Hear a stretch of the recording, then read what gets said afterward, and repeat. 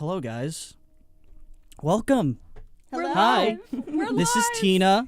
Hello. This is Kayla. You guys know Kayla? Oh, well. Welcome.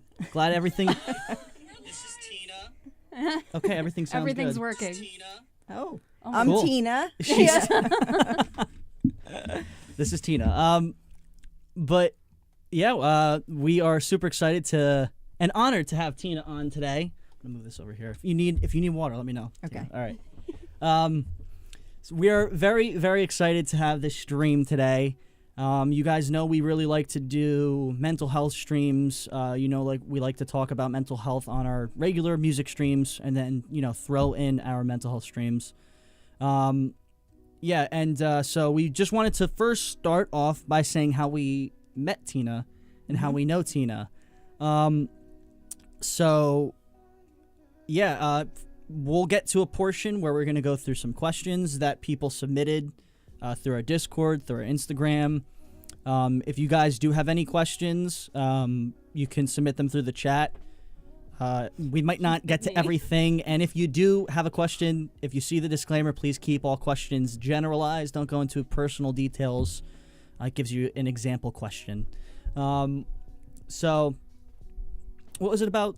Probably about 2.5 years ago. 2.5 years ago. Yeah. About 2.5 years ago. About 2.5 years ago, probably 3 years ago, I was diagnosed with. No, I feel like I was diagnosed with bipolar disorder like maybe a few months before I started. Yeah, seeing I think you. it was a couple Okay. months. Couple months. Yes. Yeah. So I was diagnosed with bipolar disorder a few 2-3 months before I met Tina, and I was going through a very, very difficult time. A lot of, not really knowing what was going on, not knowing how to handle the situation, not knowing what I should do. Very confusing at the time. And then the place I worked at the time, one of my coworkers, his son, went to Tina. And so my coworkers recommended that I, here's some information for somebody you can reach out to.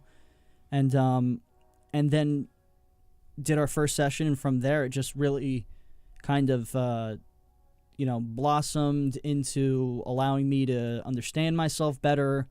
It actually allowed Kayla, kind of a door for Kayla to start talking to Tina as well.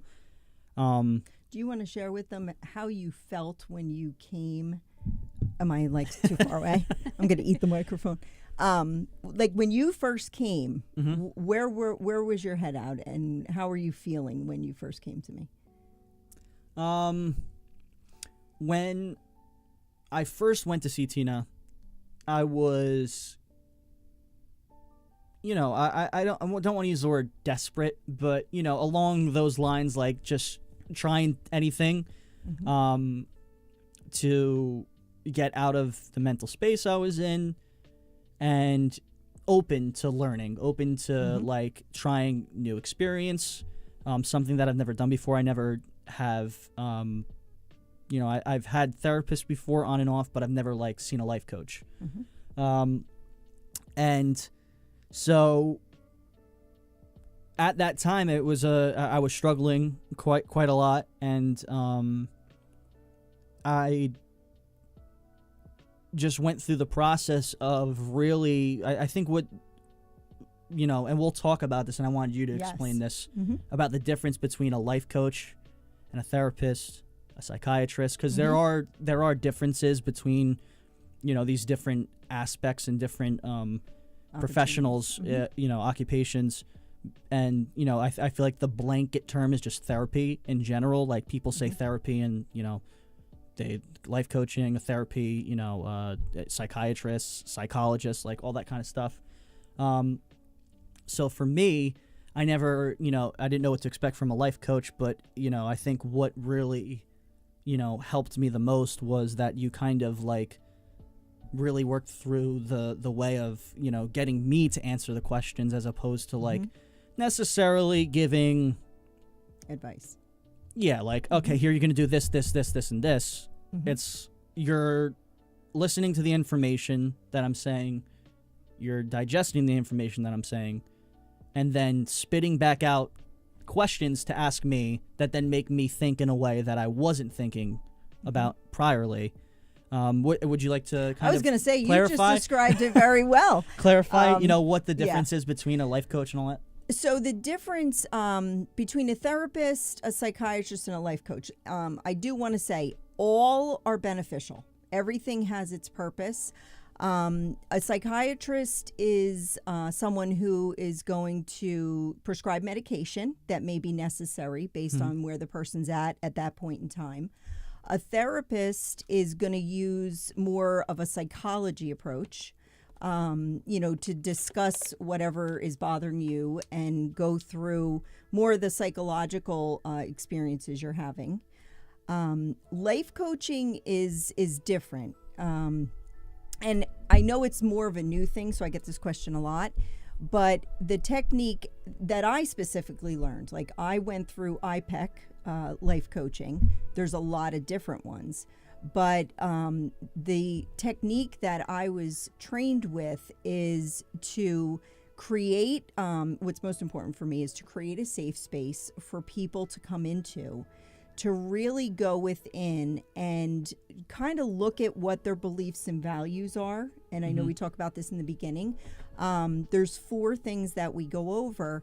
There's assumptions, and not just making an assumption, but making an assumption based on experiences you've already had, right? Interpretations, which we've talked about. And, I'll talk to a lot of people who may have siblings. You grow up in the same household and you experience a lot of the same things, but your perception is going to be completely different than, say, a sibling's perception on that. The other is worldly beliefs. So we've had a lot of beliefs, and I always use the one, women should be barefoot and pregnant in the kitchen, which has changed tremendously over the years. But we adopt a lot of those worldly beliefs just by living our lives. And then the 4th one, which is one of the biggest ones that we work on, it's called a gremlin message. And it's really like the grandfather message would be, I'm not good enough, as the big one. But what we do in the technique that I was trained is really go within to find out what your particular message is. Everyone has one. And a lot of times it's what gets them stuck. Yeah. So once you can really figure out what your message is, you can ask yourself whether it's moving you forward or holding you back. Yeah. I feel like I already know what mine is. Like we talked. Do you want to share? Yeah, I feel like for me, it's like I'm not working hard enough. But then again, what does working hard enough mean? Some people there's working on yourself. There's working on your health. There's working on your mental health. There's working on at work, your work life. Like for me, when I feel I'm not working hard enough, the only thing I think of is working hard enough. Is work. Yes. Like work Career. life. Yes. And so for me, that's like kind of what I've been able to, what been able to realize is like for me, I didn't know like what it, because it's not only just, I was saying this to you, Kayla, yesterday, I think. It's not just like, there'd be times where Kayla would tell me like, but you are working hard enough, or like being productive. Yeah, Kayla would say, well, it is productive to, have a night out and enjoy yourself, get something to eat, go out to dinner, take time for yourself. And while I know this is true, I don't get a feeling unless the productivity is from work. So yeah, I know that all that stuff is true. Yeah, we had a session yesterday, you guys. Actually, where the unique thing about that is once Austin was able to arrive at what his message was, you got to find the balance in it. So it's not that he shouldn't have that message, because that's what drives him. So there's a part that drives him to be successful because a part of him feels he's not working hard enough. But you don't want it to have you at a point where you're questioning yourself and discouraging yourself with that message. So it's important for you to figure out what your message is. And to his point, when someone else says to you, I think this would be good for you, it's coming from all their perceptions, their assumptions, their life story, their influences. And although it's meant well, right, it's not what really aligns with you and speaks to you. So then it doesn't deliver that response as far as what you actually need. Yeah. Yeah. Yeah, and like it just goes to show like the difference between when people say different like the same words have different meanings. Like Kayla can tell me I'm productive, but I don't feel productive, but she's thinking, "Oh, but you are productive because you went to the gym today. You went to the gym today. You got some housework done and you meditated, right? Or read." And to me, those 4 things is not what I mean when I say productive. I just mean work. Yep. So that and I think this kind of segues good because a lot of the times you don't even know what you mean, like how you feel. Like forget what other people's like the difference between Kayla saying productive and me saying productive. You don't. A lot of the times you don't even realize what the words mean to you. Yeah, and that's a lot of what we do. The difference in the technique is really, looking at what your values are, what your beliefs are, and we've had a lot of sessions. I've had a lot of sessions where a lot of people, we adopt beliefs that aren't even ours because we've just been influenced by them. And I have a lot of people, let's say between 18 and 28, that are transitioning into becoming adults. Yeah. And they've had these beautiful influences from parents or teachers or coaches or different things. And yet it's not truly how they feel. But they don't know how to move into what they truly feel or even know what they truly feel. So we really do a lot of work inward. And that's why, like when you said, when I ask you questions, I won't give you advice because it's my advice. And you don't want all my stuff. I got 50 years of, things in here that, have all that attachment. So it's a more direct approach to really uncovering who you are as an individual. And what is blocking you? That was the biggest thing. I became a life coach because when my son was in middle school, somebody had said, "Oh, you should look into life coach." I had no idea what it was. And when the man said, "There's absolutely nothing wrong with you, you're just stuck." And just as a baseball coach would put you on the field and teach you how to hit and bat and run and catch, I'm going to teach you the skills of life so that you can win the game of life. And in that moment, I knew that was my purpose. Yeah. Was to become a life coach. That's awesome. I love that. That's great. Yeah. That's beautiful, honestly. Thanks. Yeah, I think that's amazing. Yeah. Yeah, and I think that people are saying they love you. Oh, thank you. Thank you. That's the easiest way to describe it. Like anytime people ask me that question, I always ask like what sport they play or their kids or, what they're passionate about. If they, Kayla's really passionate about her art.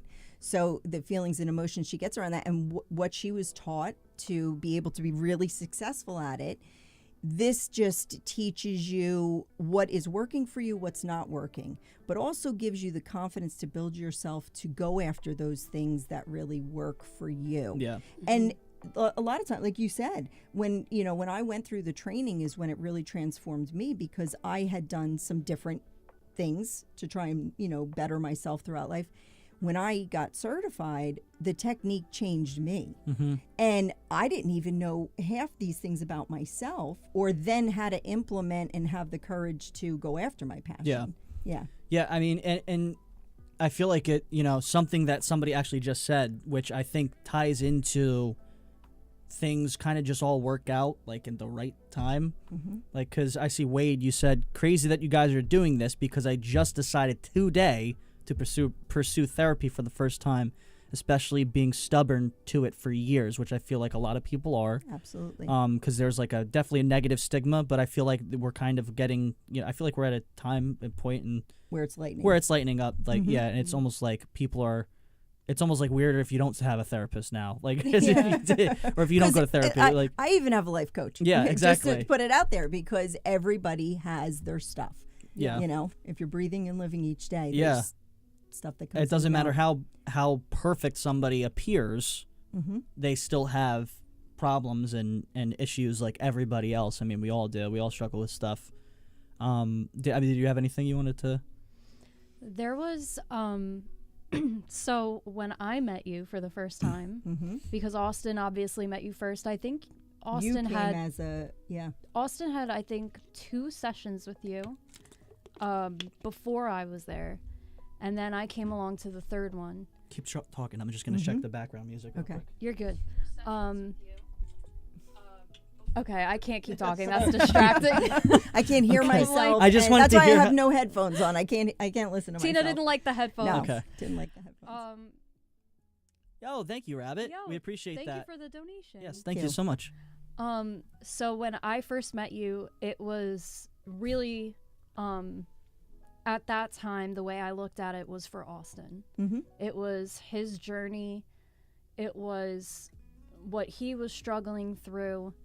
But then the more I started to come along to Austin's sessions, the more I was like, okay, like Tina's getting to know me now more because, you know, you would ask me a lot of questions about what he was going through from an outside perspective, or how I would communicate if a certain situation arises. And then I was like, you know what, like, I really want to work with you. Like, I need to see this chick now. She's got to help me out because I have some shit that apparently I need to work through too. Yeah. So we developed our relationship basically at the same time, and we have done so many sessions where it was just the 2 of us, or you guys, or then all 3 of us together. Yeah. And I think that that's a really beautiful thing, and I think that we all have a way of communicating with each other that just works. And I think that that's something that you're brilliant at, is being able to adapt to everybody else's communication skills, because you have helped us know how to communicate with each other in a healthier way. And it's not like our relationship was ever like going through it where it was like, oh my God, I hate this person, I don't want to be with him anymore. It was never like that. It was always the opposite. Yeah. But just we didn't know how to communicate effectively because we didn't know individually what we were going through. Yeah. So how are we supposed to communicate it with each other when we couldn't even do it to ourselves? To yourselves when you're in that space. Yeah. You really helped both of us come to conclusions that I don't think we ever would have come to if it wasn't for you. And thank you. I'm just so grateful that you are a part of our lives and a part of our journey. Me too. And it's something I'm really proud of. I just want to say I'm so proud of these 2. Oh, like, thank you. And I don't have enough time to go through the whole story. You know, like we said, 2.5 years ago. But it has been a beautiful thing, because when Austin started, there's no right or wrong to this. Like, you come in, it was his thing. Whoever came in to be a part of his session was part of the growth of where he was at the time. And then it became Kayla, and then and that's how my business has been, is word of mouth, because it's like it just finds its way, you know. And you know, then getting to know her, but being a part of their journey and story. I'm so honored to be here today, because it's so there aren't words to describe how proud I am of them, and just watching them go from the places they've been to where they are now, like individually and as a couple and as professionals. Mind-blowing. You literally really know everything about each of us and our relationship in all aspects of our lives, which is exactly what you do. You're a life coach, and you have literally coached us and continue to throughout every aspect of what we do. Because that's what happens. Like, it's not one topic, you know? Yeah. You come with what you're stuck with at the moment, because that's the biggest struggle. But I always say, when we're doing this, it's like foundation blocks. And I always say, you know, we're going to put this block here. And then you have found, both of you, that you work on one issue that has certain dynamics, you know, wrapped around it.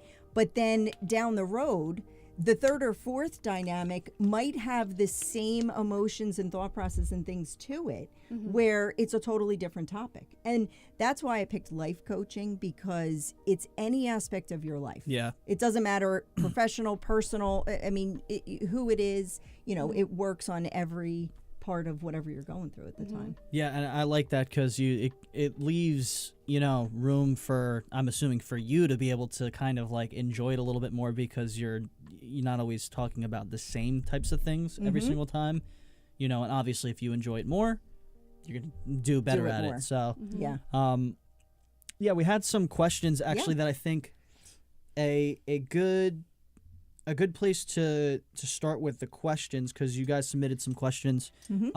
If you haven't joined the Discord, please join the Discord. There is literally a thing called Questions for Tina, so you can submit your questions there. And then this way, if it gets scrolled up and we don't see it on the chat, we can go back. Somebody from Instagram asked, "What is mental health?" Coming from a person who doesn't understand it very well. So, what in your best way, how would you describe like mental health? I would say it's where you're at in your present moment dealing with the aspects of your life. So your mental is the biggest part of who you are, because I just believe your mental affects your physical and everything that goes with it. So when people say they're struggling with their mental health is not at the level that's allowing them to move forward, and thrive in their lives and, be the best version of who they can be. So that would be my definition. Yeah, I agree. I think mental health, it's just like physical health, but you just don't see it like physically, like you don't, it's intangible, but you notice it indirectly. Yes. And it's, and I think you feel it. Yeah, you feel it tremendously too. Because you have like 60, 70,000 thoughts a day. So your mental health, imagine doing that many reps at the gym, if you were doing physical. Hell no. I'm not doing that. So, yeah, it's a big thing that, like you said, I like that you don't see it. And I think I would even put it like, I think it's even more important than physical health. I mean, I think they're both obviously very important, but you can get through something. You can get through being sick if you're mentally strong. Absolutely. But you can't get through being mentally distraught just because you're physically strong. That your physical strength has nothing to do with how you feel mentally. And it's not, just having mental strength doesn't necessarily mean you can just cure ailments out of nowhere, but it helps way more. I mean, you guys know we talked about it. We've talked about it on stream multiple times, like the thinking positively, whatever challenges you're going through in life, being able to, really just envision what it is that you want to achieve, where it is you want to be, and picturing yourself taking those steps. It's like a people say like a mental rep, like when you're working out physically, like you do mental reps for, like, I used to play baseball, and there'd be mental reps, and you're supposed to, like, in your mind envision, pitching or hitting or it's the same thing, but with your actual day-to-day life, and like a mental rep of where you want to go and what you want to do and who you want to be. And I think that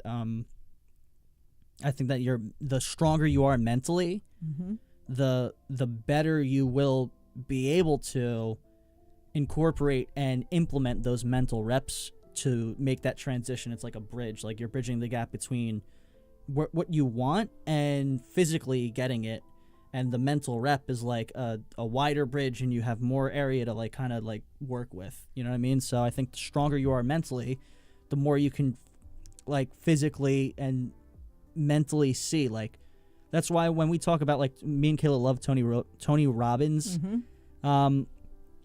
meditation, because he kind of really works you through like envisioning where you want to be, but to every detail. What's it smell like? What's it feel like? What, envision yourself not from like the outside perspective, but like a first person, like you're in your own body. And like there's just so many times where when you want to do something in life, I feel like the more you can just kind of do that, because again, I think we talked about this, your body doesn't really know, like, it. If you're thinking negatively and anxious, the reason why people you get all those symptoms, physically, is because your body is reacting to the thoughts that you're having, thinking that you're currently going through whatever it is you're going through. If you're worried about whatever happening, insert whatever worry, You know, in that if that actually did happen, your heartbeat would start to race. You get sweaty palms. You'd feel tight in the chest, like. Get the fight or flight. Exactly. And that's what's happening when you have anxiety. It's not the physical thing isn't happening, but your body doesn't know the difference. Your body's responding. So it's responding the same way as if it was already happening. So if your body can do that for a negative thing, your body can also do it for a positive thing. And that's why when we talk about the assumptions, we've done it in our sessions many times, is that emotional response you're having could be tied to something that has nothing to do with the current moment and what you're dealing with now.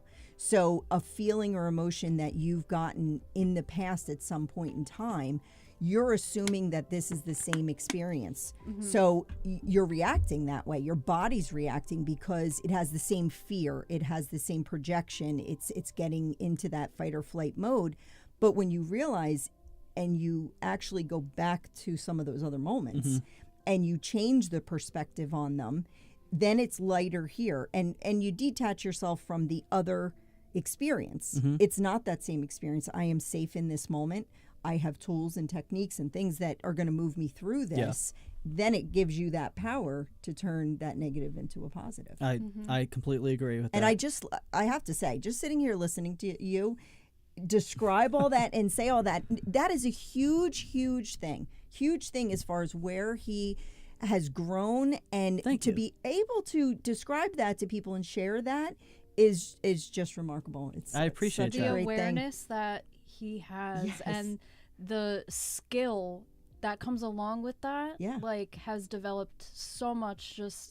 Well, the time that both of you have put into growing yourselves, understanding yourselves, and really implementing a lot of the techniques and really being vulnerable and authentic in every session I've had with you. You have opened up, you've acknowledged things, and really wanted to change. And there's the change, you know.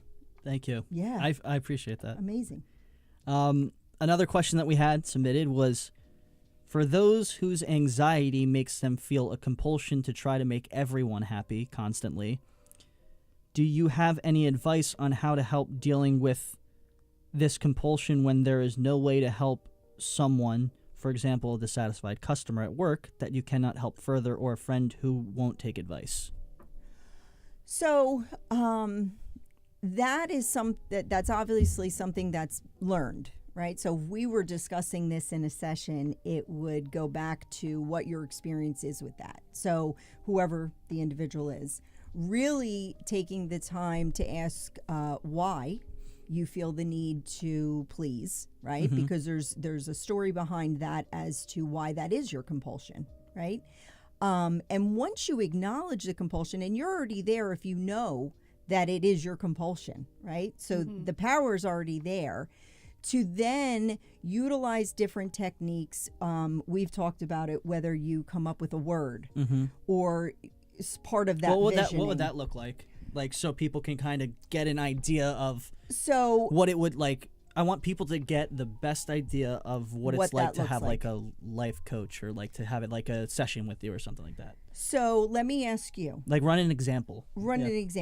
So Austin, you are having this compulsion at work, right? Share with me when you feel, the last memory you feel that you have had that compulsion. Like, when did that start for you? First thing that comes to mind.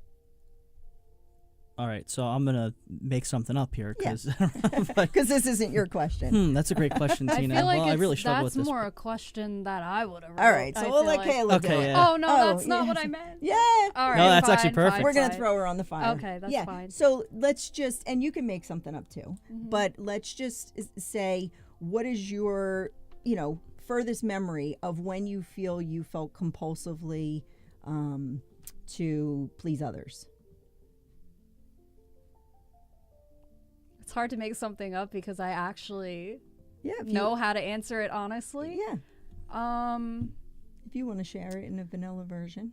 Yeah, I'm trying to do that. Hold on. Let me filter through. I would say she pick an age. Probably around 5. Okay. And what was the reason for you trying to please? So that things could, when I say things, I really mean the environment I was in. Mm-hmm. So that things could feel lighter and maybe more stable. Okay. So what kind of response did you get when you started trying to please and put that out there? I don't really know. I don't know if I ever really got the response that I was hoping for. Okay. So that, what would you say was your message from that, right? So we talked about the message in the beginning. Mm-hmm. What is your biggest message, if you want to share with everybody?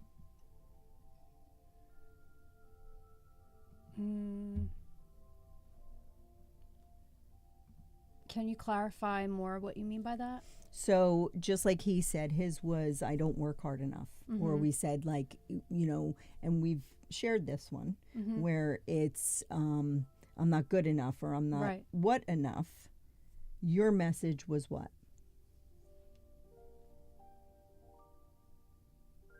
Probably that I'm not good enough because things aren't working out maybe the way that I Mm-hmm. want them to. Like if you're not pleasing somebody. If you're not pleasing somebody. And what would be the thing about sharing, right? There was part of that, right, was a message about your voice. Yeah, that I never feel heard. Right. That's a big one for me, you guys. And the only reason I went there is because, and you know, they know whatever they want to share, they share. Yeah, you know, yeah. and they're here. We're very open with. They're very open with me, and they're Yeah. they're sharing this because they know it could hopefully make a difference with someone else. You know, being able to align with the whole process. Mm-hmm. But that part, right? So once we arrived at the idea of that being your message, Mm-hmm. then it made sense why you were trying to continuously overplease. It's getting to the root. You Of know? Yeah. what it is. Where you see the it's Yeah. like a tree, and like the Yes. tree of problems, or Uh-huh. yeah, it's, The trouble tree, we call okay, it. the trouble Trouble tree. tree. Yeah. But like I you're that. Yes. you're at the top of the tree, and you think that that's the root, but really you can't like you're blind on the tree. You don't know where you are. You don't see anything underground. Exactly. So You you're can't you're see at any of the that.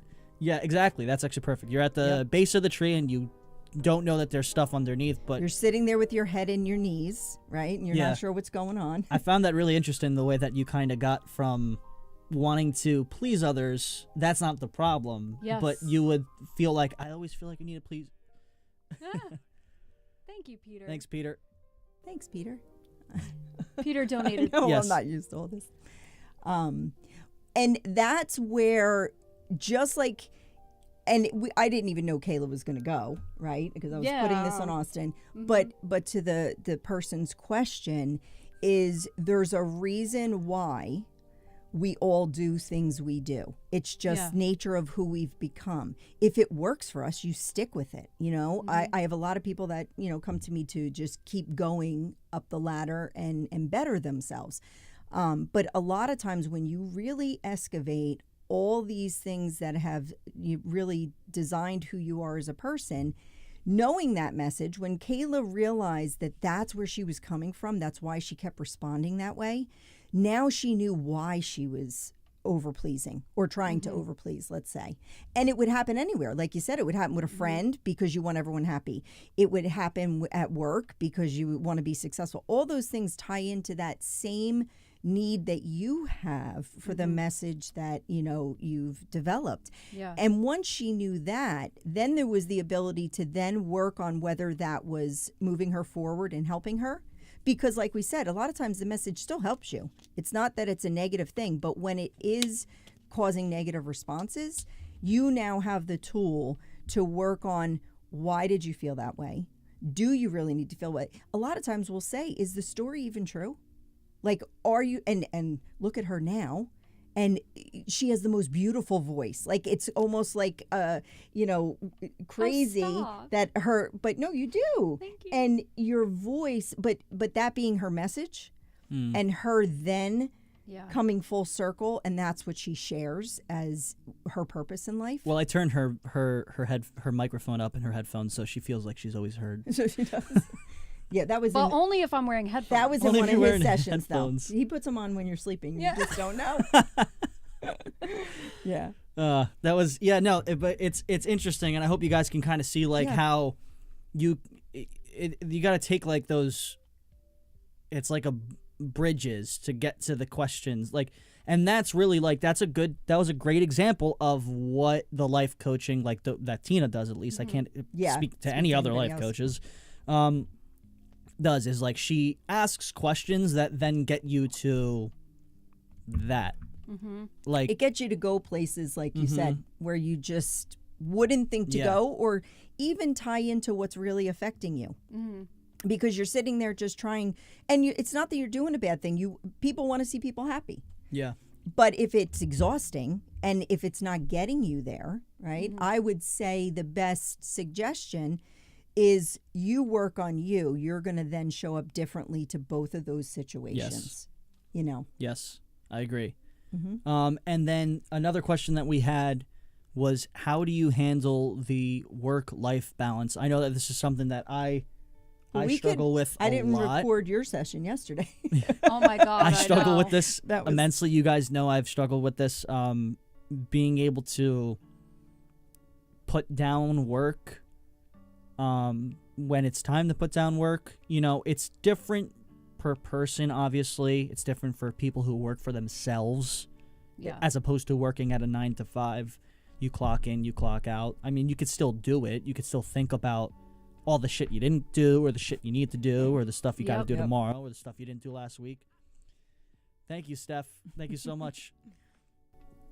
She said, we appreciate you, Tina. Thank you for coming on tonight. Thank you so much. Thank you for watching. So the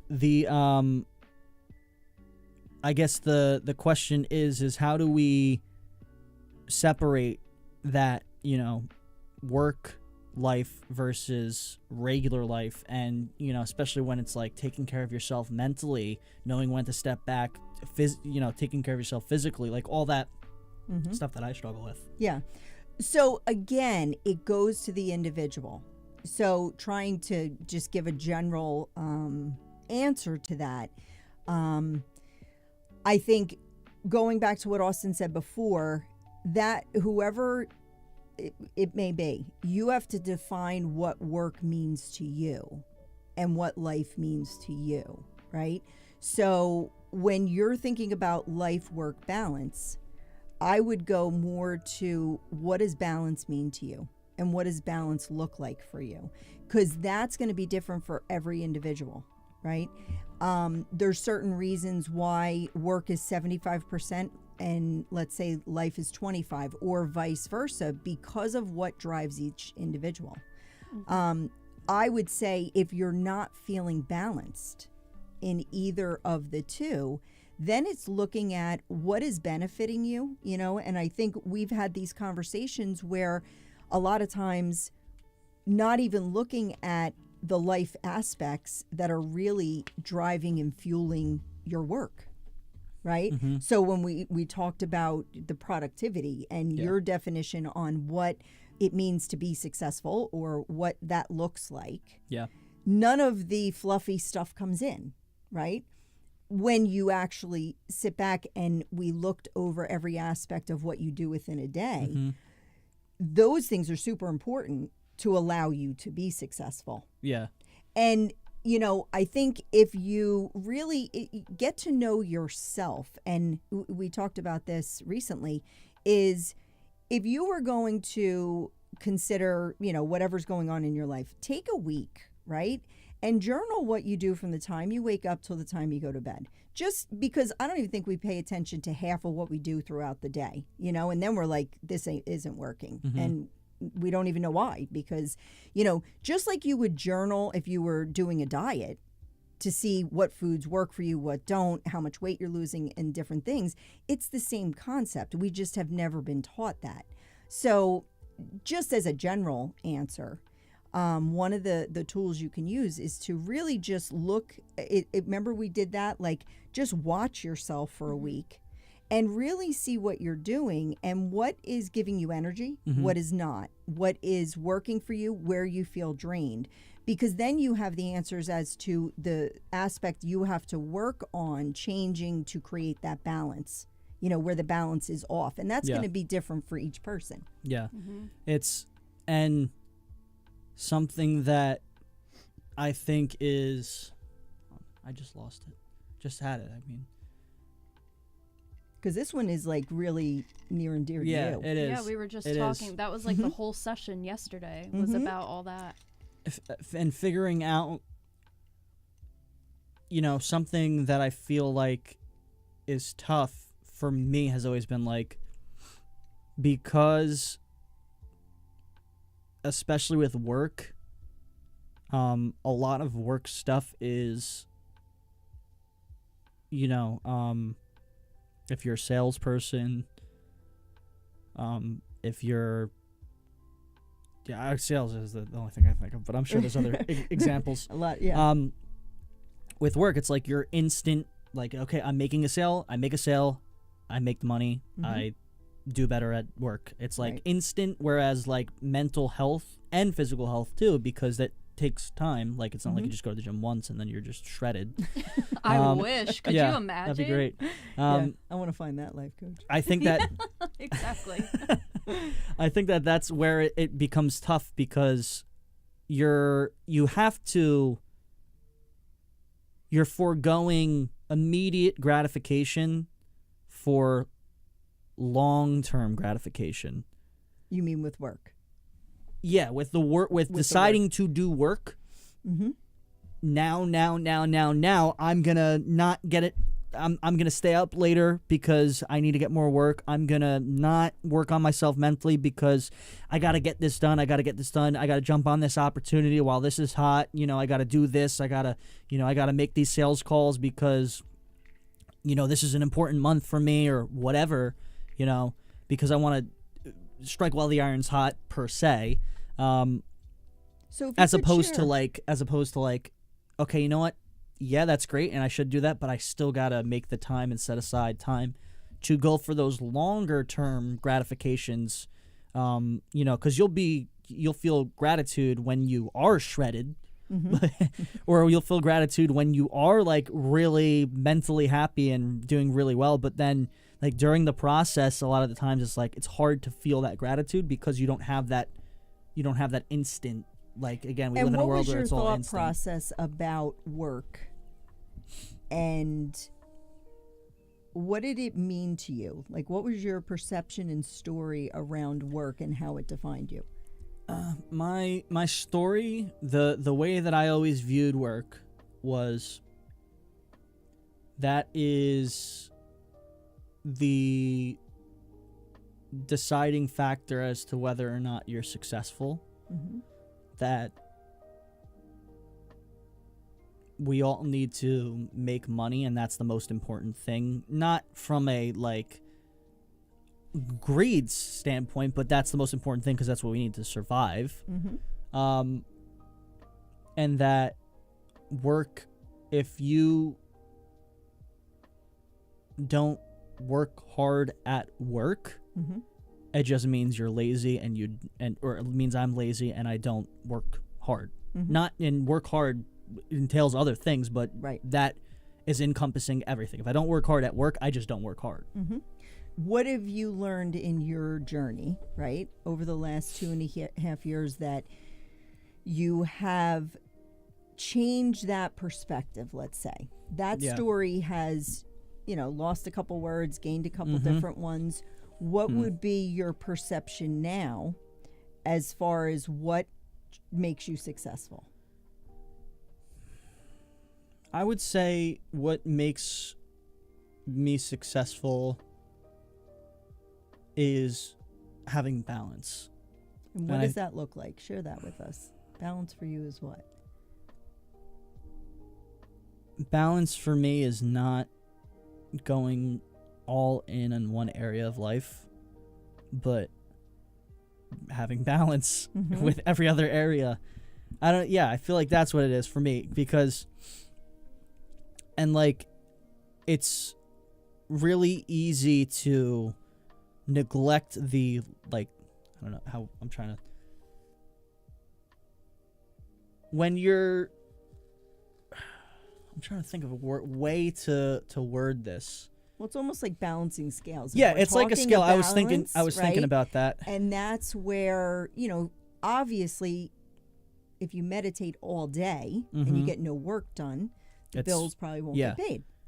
But if you work all day and you're exhausted, you may have a lot of money, but you're exhausted in how you're going to utilize that. And we've had, it's just hard. In general. It's hard to, like, when you're using that scale, it's hard because I feel like when you are unbalanced, what tends to happen is you do become successful a lot of times in one area. And it's just like, what's the law of numbers, right? Like if you're gonna, it's like if you decide to, I don't know, play roulette and you keep throwing it at 35, it's gonna eventually hit 35 and you're gonna win some money. But you're gonna lose a lot. You're gonna lose a lot. Yeah. A lot. You might win $36 and lose exactly. $36,000. Yeah.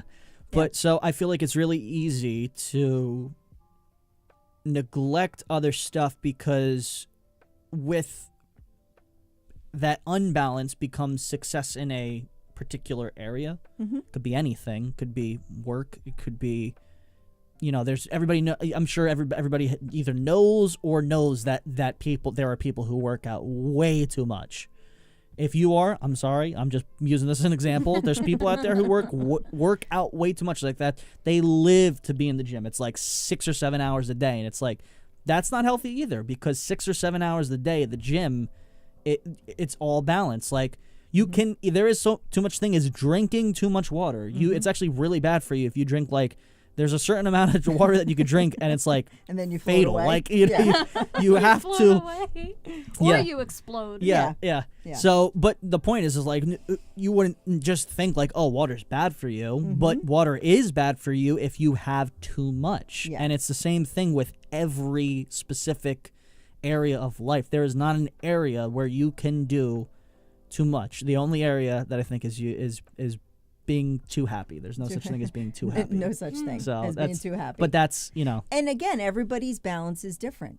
So that's where it's important for you to really figure out what your balance is. What does that map look like?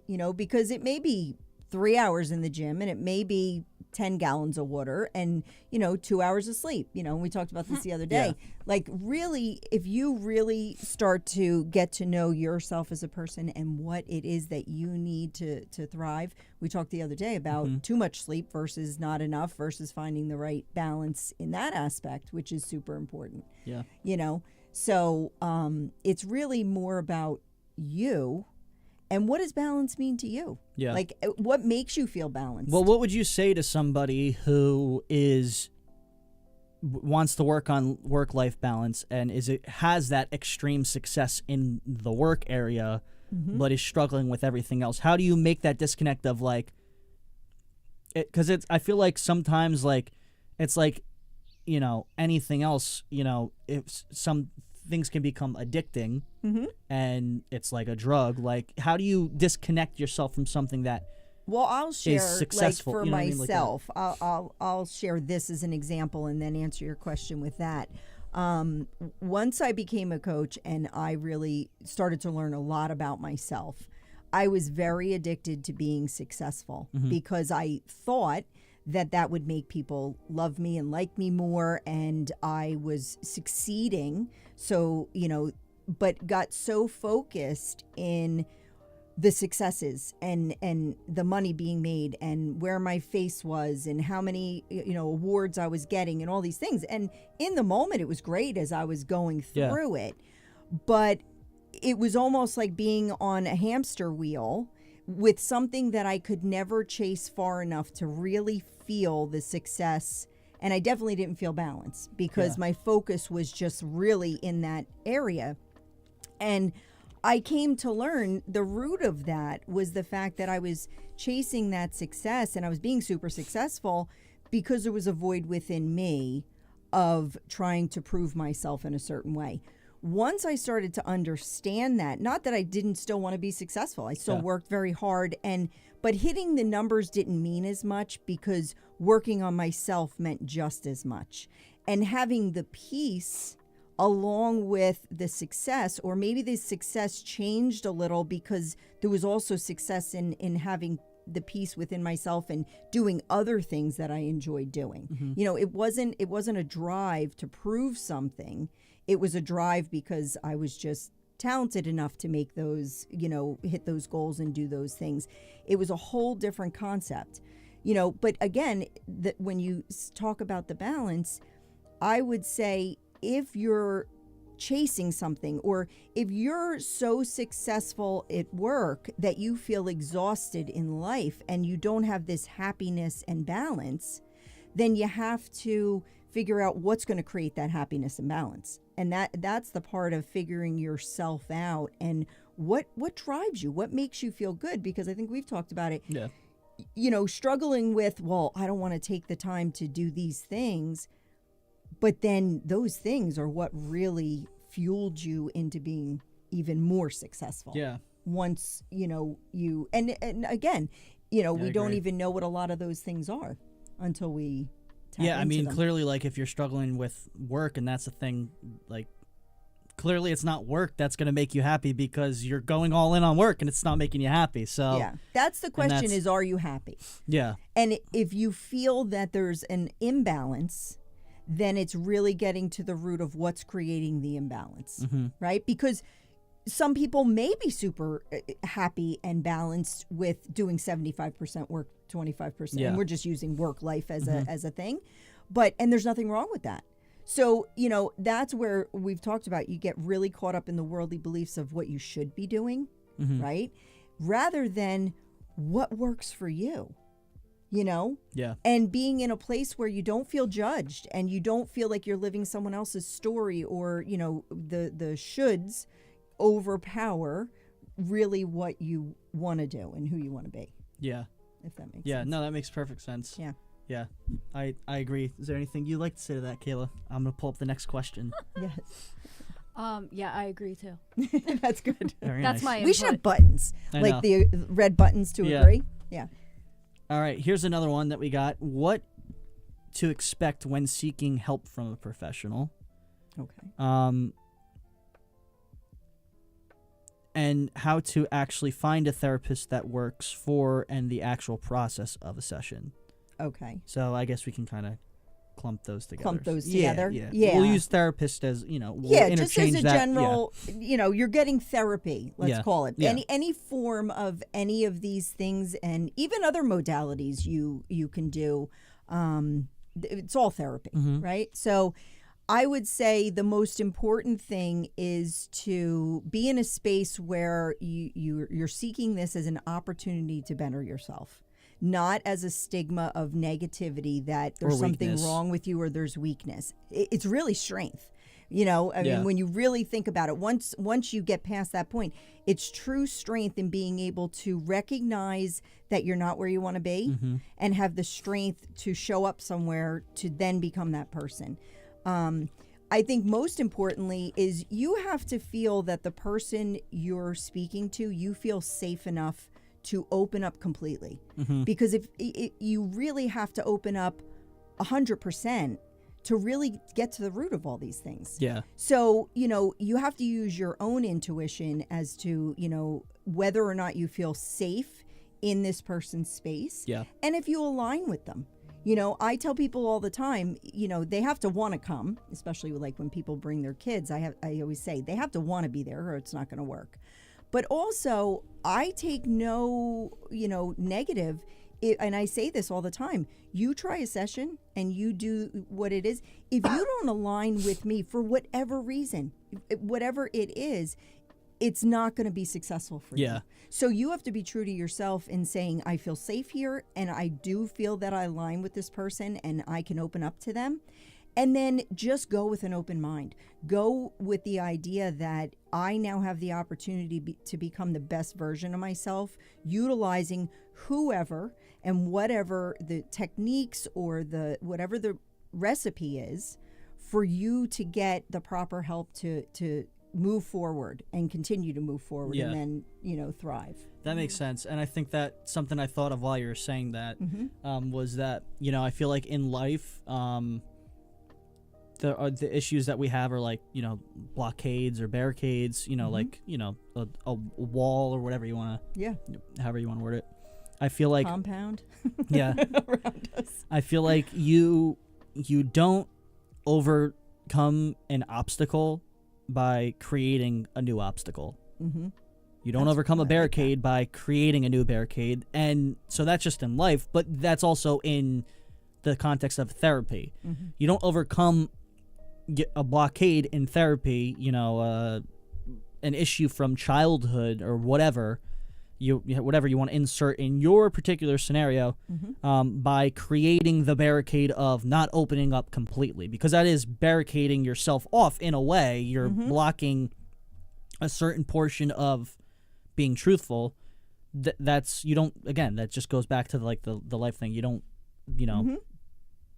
don't get through something by creating another problem. And also just be open and honest as you can. If you're considering any form of therapy, just being honest with where you're at that time with that person. Yeah.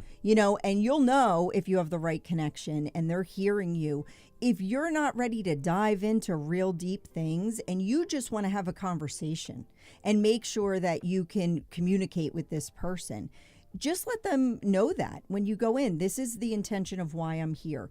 I promise you your intention will change over time if you really align with that person.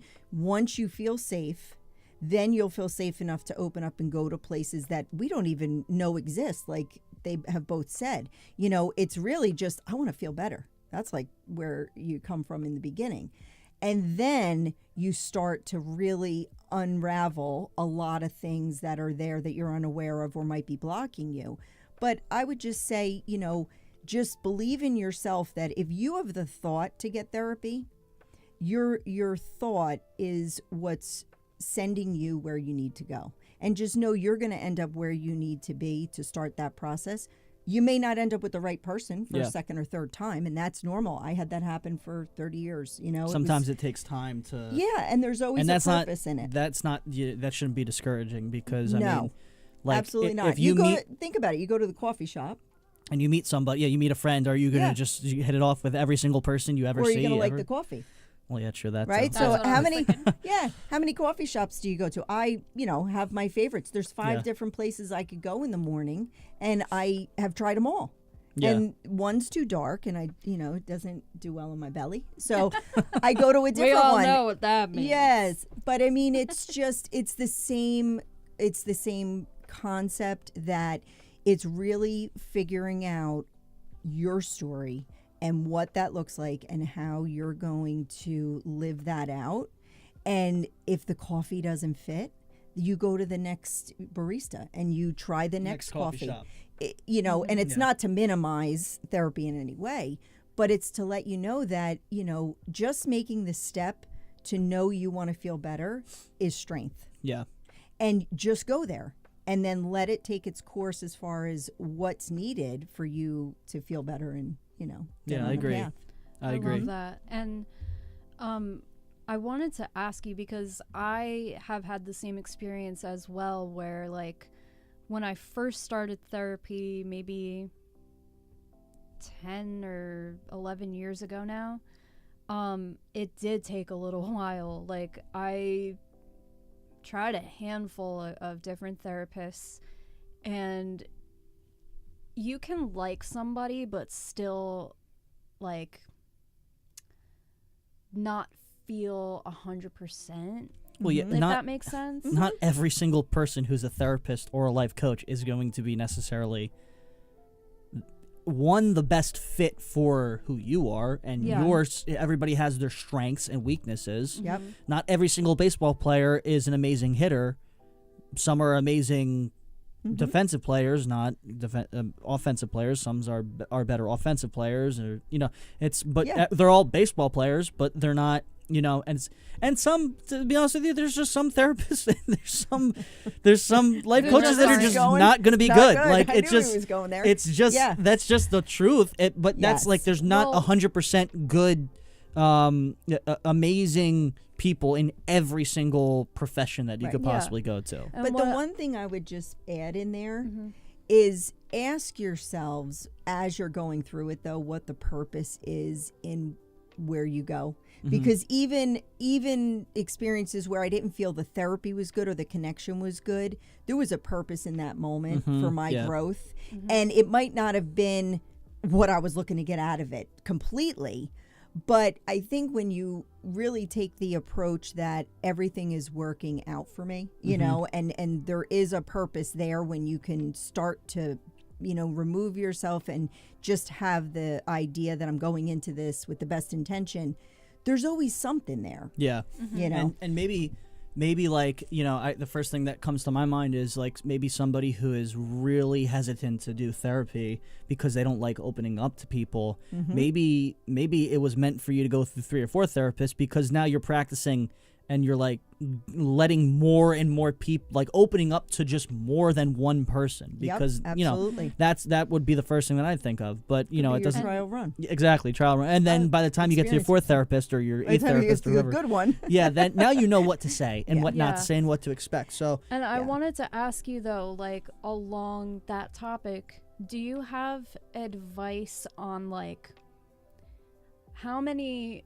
Yeah, and I know that this is obviously going to be different for every single person, but is there a general like timeline that you recommend people should give it, or like how many sessions should you give it until you try somebody different? Like that's individual because it's how you feel. If you're, I would say if you go and you're feeling better, as long as you're moving in a forward direction. If you feel stuck, and then you got to decide how long is stuck enough for you.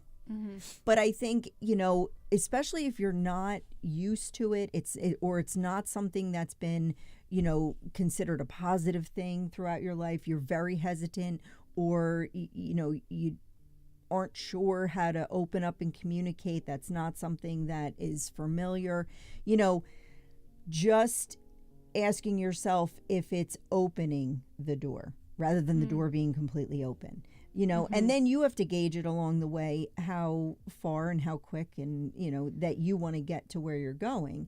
And your instincts are going to tell you very quickly, I would say within a couple sessions, whether you feel safe enough to open the door more, as you go. Yeah.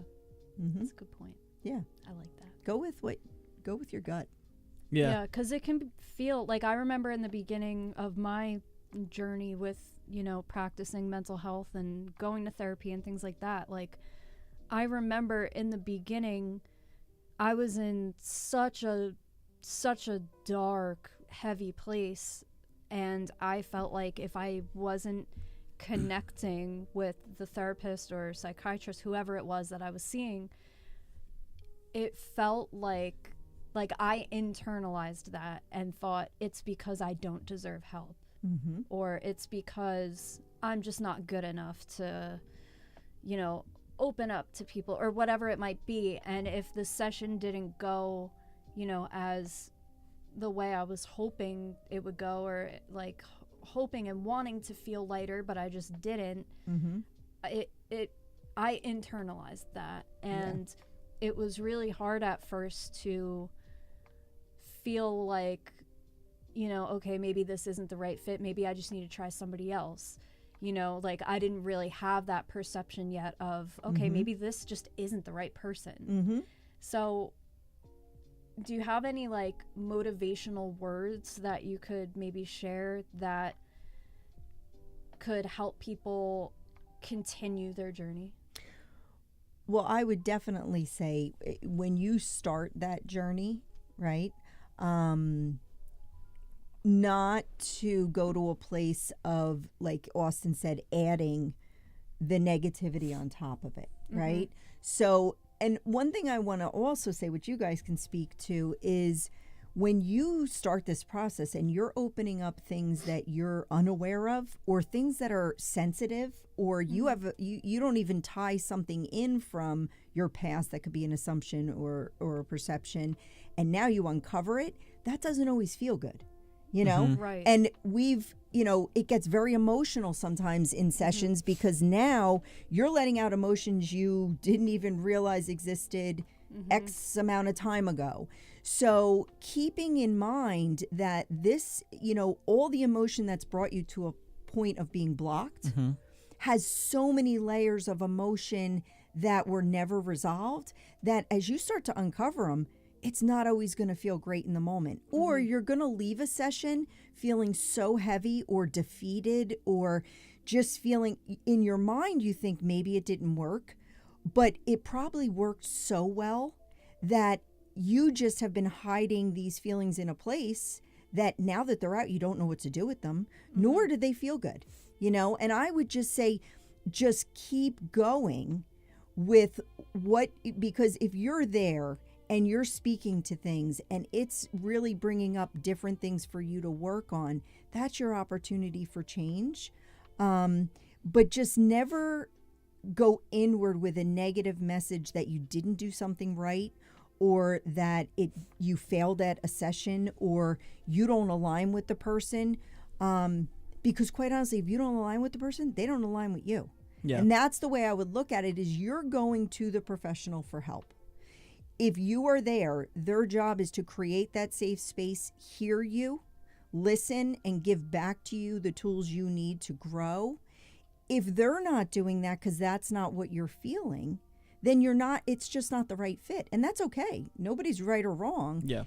But you're not failing at it, is more of what I would say. Yeah, that makes sense. Because even having gone through that experience, I still like that was a great way of putting it. Like, I don't even know how I would put it. I would just be like, oh, just keep going. But I don't know why, but just keep going. Keep going. Yeah. I can't play the violin. I can't sing. Okay? So we're even, and I can't draw. Yeah, there we go. Yeah. Well, I see someone said everyone is naturally defaulted to guarding the deepest parts of themselves, and opening up is the hardest thing to do because you first need to grow that trust and comfort level with obviously your therapist or life coach or even just a friend. Absolutely. Absolutely. That is truly important. That's why you have to feel that you are in a safe place to do that, because I'm 50. We were never taught to speak about your deepest, darkest things. I'm very happy that it's now changing. Yeah, there's more of a encouragement to do that, but when you've heard that so many times, that's where we talk about the worldly beliefs. Yeah. Like, it's not strong to let your soft side out or talk about, deep feelings and emotions. If you've heard that all your life, there's no other way to react. And sometimes you're reacting subconsciously, not even consciously. Yeah. Yeah, that's a good point. All right, let me see other question. Okay. Breathing techniques and thought-changing processes that could be useful when having anxiety or panic attacks. Okay. Well, you guys know when we start the session, I always suggest things that I feel have worked for me, right? So I share, and I always say, take what works with you and utilize. If it doesn't, there's no offense. Maybe pass it forward, pay it forward to someone else. But when we start in our sessions, the first thing that I encourage people to do is I give them a gratitude journal, and for them to write in what they're grateful for every day. It could be one thing, it could be 100 things. What tends to happen is people start putting one in, and after a week, they've got a list, and they get this momentum.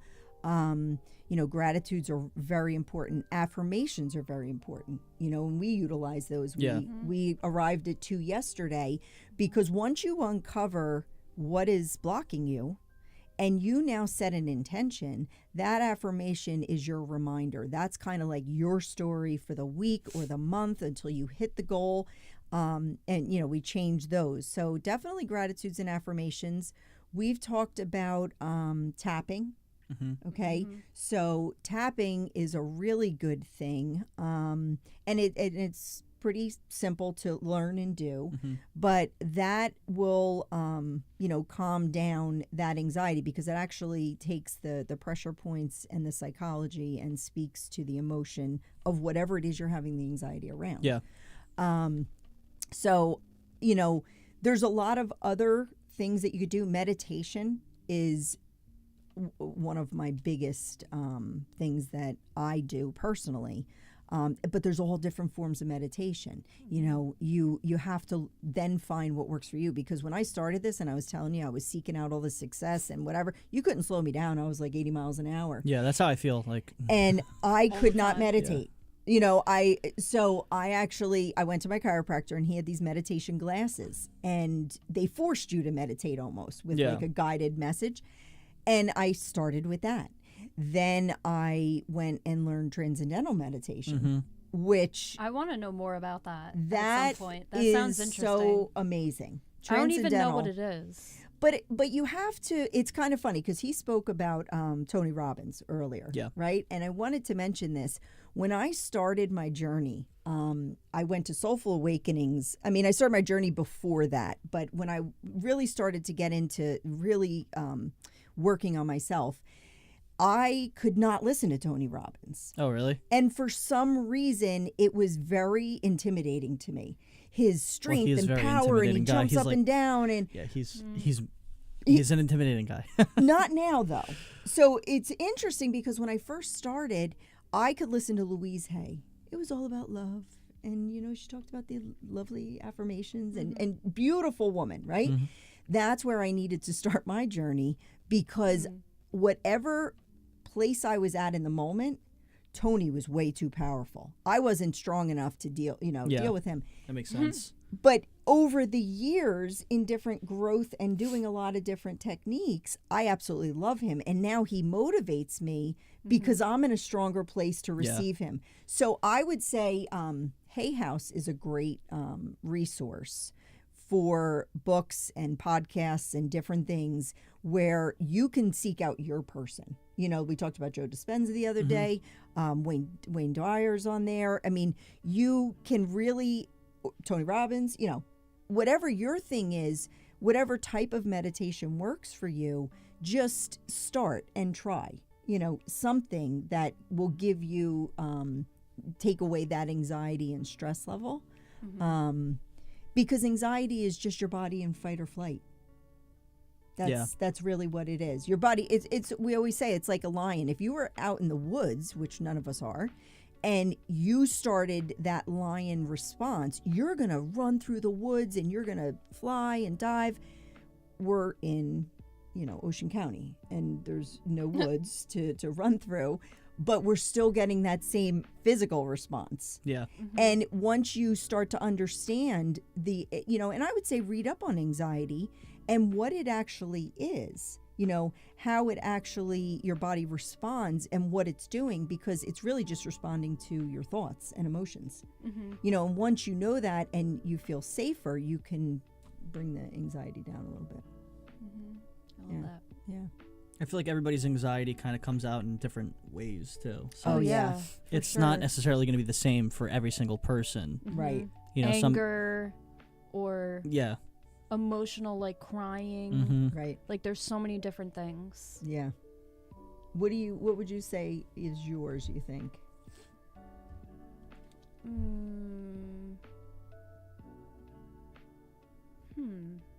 I think it really depends on the situation and also maybe the time of month, if I'm going to be honest.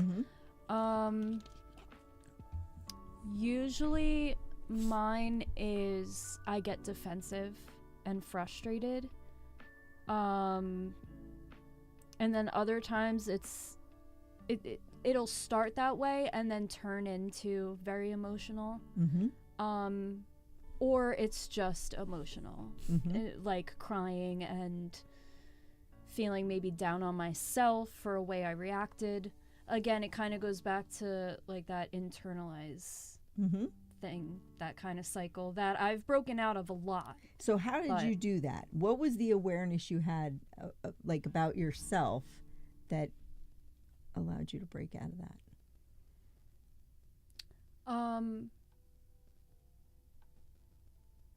I guess just, it's been a lot of years of reflecting on my life and really starting to understand myself and the way that my mental process works. And obviously over the course of life for everybody, I think that's always changing. But I think it really comes down to the awareness of kind of like what you were talking about in the very beginning of the stream today, like meeting yourself where you're at right now, and really understanding where you are in this moment and why you're there, and not judging yourself because there's a purpose for it. And there's always growth, always. What are you doing? Oh, Joey's come to say hi. There he is. I love that. Absolutely. And I have, practiced self-awareness for probably about 10 years now.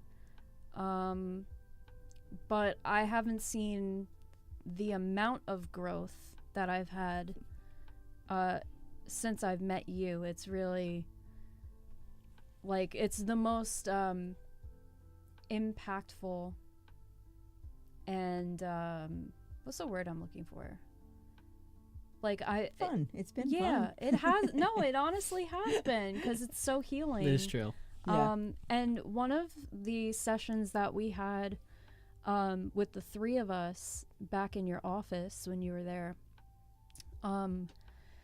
there was one session where it was almost like a breakthrough moment for me, at least. And it's something that sticks with me, and it's something that I live by now, is always remembering that you don't know, you don't always know in the moment why something is happening or why you're feeling a certain way, and it isn't until you have hindsight that you're able to look back and understand. And that is something that I really live by now. So like, if something is happening or arising, or a situation, a problem, a struggle, whatever it might be, now I just have that faith in the universe and in myself that one day I will understand, and that this is something I'll get through. Like, if I've gone through all the shit I've gone through and I'm still here right now, like, this is fine. Yeah. And just having that trust in yourself, I think, is so important. Absolutely. And you've put the time in to build that trust and strength within yourself. And we've always said that you can't have foresight with hindsight, unfortunately. But you putting that time in to understand all that with yourself is what allows you now to take that moment, because, like we said, everybody's anxiety is different. So you have to know what yours is, which you've uncovered what yours is, to then understand why it happens to you. But then the idea of, where you need to be in that moment, and a lot of different techniques and tools we use. We use colors and words and different things that actually will align with you, or something that's really important to you, to then, when that anxiety comes in, just lessen it. It's not like we're all going to be anxiety free ever. That's true. And kind of going back to earlier when you were asking me those example questions, but then I actually answered them. Right. The anxiety, like, when I even reflecting just right now in this moment, I'm like, oh, I feel like my frustration, my anxiety will come out as frustration a lot. And that, I feel like, still stems from me feeling like I'm not heard. So there's always like that root there. You're frustrated that you're not heard. Yeah, and then that's the anxiety. Yeah. But now that you can identify it, it lessens it, because now you have an answer why you're feeling the way you feel, and knowing everybody reacts differently, like you said. Like, what would be yours, you think? That's a good question. I feel like my anxiety is that I'm not working hard enough. Or that, like, that I'm lazy, or that I'm not productive. And I feel like when I get anxious, What's the feeling and emotion you get? Like, how do you respond? To overwork. to overwork. So like I'm anxious that we didn't do enough today. I'll be like, all right, now we got to stay up for the next 3 or 4 hours. And like, okay, like yesterday, I'll be honest, yesterday after we came back from our session, we went and we got dinner. We got ice cream, and we came back and watched the rest of a show. Not Friends. Okay.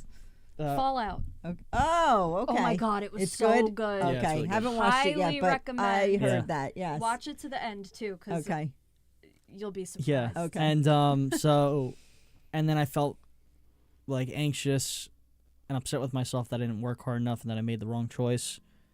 And then I was like, well, we got to go in the studio and like work. And so for me, when I'm anxious, my anxiety is involving not working hard enough. So my response is to just then be like, all right, let's work.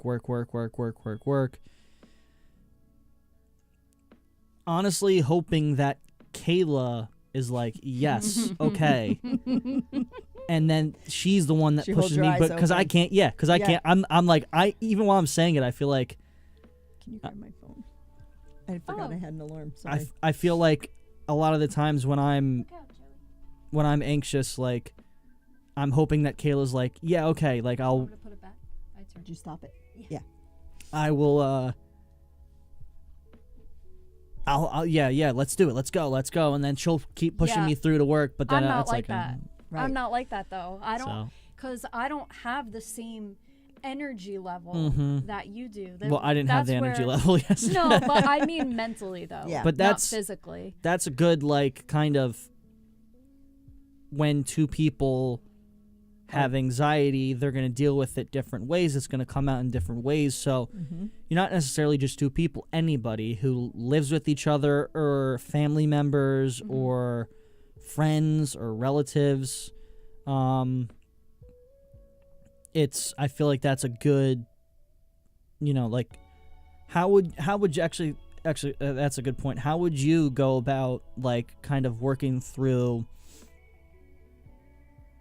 dealing with somebody else's anxieties and like how to respond, like how to recognize that that's not the closest thing I can think of is like a parent. Like it's easy to say like, oh, that's just like the way that it needs to be, but it's like, okay, well, parents aren't born and being perfect, and like they have their own anxieties and their worldviews don't necessarily mean that that's the true that's the way the world actually is. So like how do you as an outsider recognize somebody else, like the difference between them trying to give constructive feedback or being true to like I guess like trying to involve themselves with you versus like their anxieties and it's more about them, whereas it's less about you, more like how do you make that distinction? Well, it's always about them.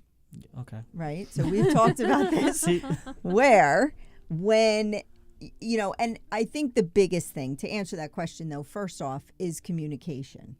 So one of the things I'll share about Kayla and Austin is their anxiety is completely different. And when you talk about two people who have been together the length of time they have, the age they are, which is a factor, in a good way. I mean, they're young. They've been together. They live together, and they work together. And the way they work, they are together more than most of us, let me say, would experience. So a lot of us are coming and going and whatever. So when they started working on their own anxiety, we realized two totally different anxieties and two totally different ways to handle the anxiety. Austin is driven in one way. Kayla is relaxed in another, or vice versa, driven and relaxed. So identifying their anxiety to figure out how they could overcome it, we had to figure out what it was. Well, now it's two totally different things. So now you're in a relationship, and what they did was they truly supported each other through sessions, whether they were together in sessions or they weren't. They learned to communicate in a way to, if you explain your anxiety and you explain how you need to handle that anxiety, right? And the other person is genuinely listening, well, there's your answer, you know? So as far as communication, you know, in this relationship, they've done a beautiful job in making that work just by openly communicating and really truly wanting to understand each other. Well, how would you handle it if somebody isn't willing to? Because there's plenty of people who are going to experience where you're trying to tell somebody, you know, open up or tell them about your anxieties and how it comes out or whatever. And so they're not willing to listen. To them, yeah, and they're not willing to listen. They're not willing to listen or accept so then it, you or just like want how to do you stop talking? Because if they are not willing to listen, that's their inability to listen, right? You know what I mean? And again, just like we talked about before with Kayla in her example of trying to overplease, right? Then the power you have is to pull back and say, why do I want them to understand this so much? Why is it important that they understand this? So it always comes back to us, because you never have control over how someone's going to act, what their anxiety is, whether they're going to share that it's their anxiety. You know what I mean? So if you feel that you're having a conversation with someone and they're just not getting you and they're just not hearing you and all of these things, then stop talking, because the only power is here. Go back in with, why does this matter to me? What is it that I'm trying to relay? You know? Yeah. All you can do is offer the opportunity to communicate. Yeah, right? You can't change whether or not they listen. You have to have two willing parties for that to be effective. And if it's not effective, it doesn't mean, you know, a lot of times we go into the assumption, well, then they don't care, and then this, and then that, or whatever. Unless you have a true answer to that, my suggestion is to leave it where it is and then do the work here. Do the work to have the strength where you, if you get the ability for someone to open up and communicate, great, and you have that interaction. If you don't, then work here where it's maybe not needed. Is that? Yeah. No, that makes sense. That makes that makes a lot of sense, and I feel like yeah, what does that mean to you? Because I feel like that resonated, you know? I feel like you have to, like you said, it all comes back to like being, the reason why you're opening up with somebody is because you're trying to work on yourself, not other people. You're trying to get them to understand yourself, to make it, you know, so that you can work on yourself, and just, you know, you like to let people aware of the fact, to know that, hey, I am working on myself. And at the end of the day, really, I feel like, to me, that's what it would come down to, is like, I would, if I was presented in that situation now, knowing, like, having the tools that I have and knowing the things that I know, I would look at it as like, oh, I'm the whole idea of me telling that person is like, I just want them to know I'm working on myself.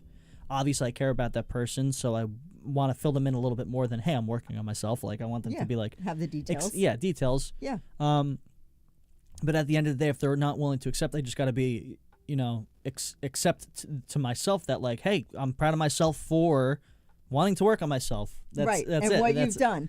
And we've also talked too, I think we talked about this before, when we talk about everybody's perceptions being different, you know, I always say we have like this life, and everybody has a rainbow, but the color spectrum is completely different for each individual. So when you also keep in mind that, you know, somebody else's reaction, you're perceiving their reaction or how they are. Yeah. Right?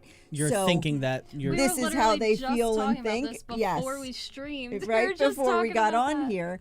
That, you know, and when you start practicing those tools, you know, then you react more in that space of, you know, you're assuming this is how they're thinking and feeling and what they're doing, but not necessarily the case. You know, and when you were talking, I just had a thought when you were talking about, you know, working on yourself and doing those things. Oh, I don't know if it was a question you had mentioned to me or at the beginning of this, but when people ask how, I think you said, how do you support someone else that's having anxiety, is just be that person who is listening. You know, and the biggest thing too is if you work on yourself, you can now lead by example, which speaks volume much more than just advice. You know, I think when you can share, just like the two of you have shared, I did this, we took this journey and this process, and I went within and I worked on things and I uncovered certain things about myself that were not working for me, and I made the effort to change that and understand it and all those things. When you're sharing that story with someone, I think it's so much more powerful because it's not telling them what to do, or it's not speaking about something hypothetical. Yeah. When you speak from the heart of, here's where I was, this is how I felt, this is what I did. It may not be the exact design of what they're going to do, but you're leading from example in a place of strength to someone who's not there. You know, and I just think that's probably the best way, and just having the ears open to listen. Yeah, I agree. When they're in that I agree. place. Are you cool with going for like another 20-ish minutes? That's fine. All right, we're going to wrap up at like 9 o'clock, so that's about another 23 minutes. Okay. There's some other questions we have, and then anybody in the chat, if you guys have any other questions too. Let's see. Okay, what's that? Okay, is there a way to help a friend who's struggling with mental health when they don't want to change? How do you, because obviously, like, you can't force somebody to change. Right. But, you know, when they're really, when you want to do everything you can to help somebody, it's like there's been times where you've struggled in our relationship and I want to help you, and it's like,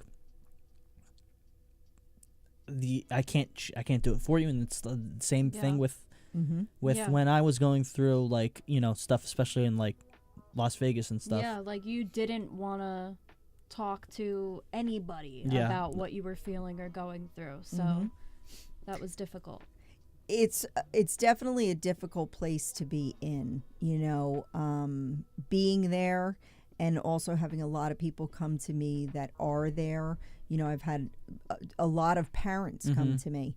You know, that's been a big thing. Or, you know, spouses, or, you know, they want that person. The truth is that person has to really want it. Not that there can't be guidance, you know, and like I just spoke about, you know, if you are a person who has overcome a lot of different things, always remember that your struggle and your story ends up being somebody's survival guide, you know, and sharing that, you know, being proud of the time and effort and things you've taken, because I think when you can look at it from a space of gratitude that, listen, it sucked while it happened, let's be frank, but coming through it and what it took you to come through it, sharing that with someone who's in a low place, and letting them know there is an opportunity to be in a better place, you know, and even if it's not the best place in the moment, if it's one step above where you are, and we use that a lot in coaching, where I'll say to you, if you guys tell me right now, on a scale of 1 to 10, what is your day? What was today so far? For me, it was extremely productive, so I'm going to go 9. Okay. What about you? I love it because I already know his number. No, it's not a 2. It's not a 2.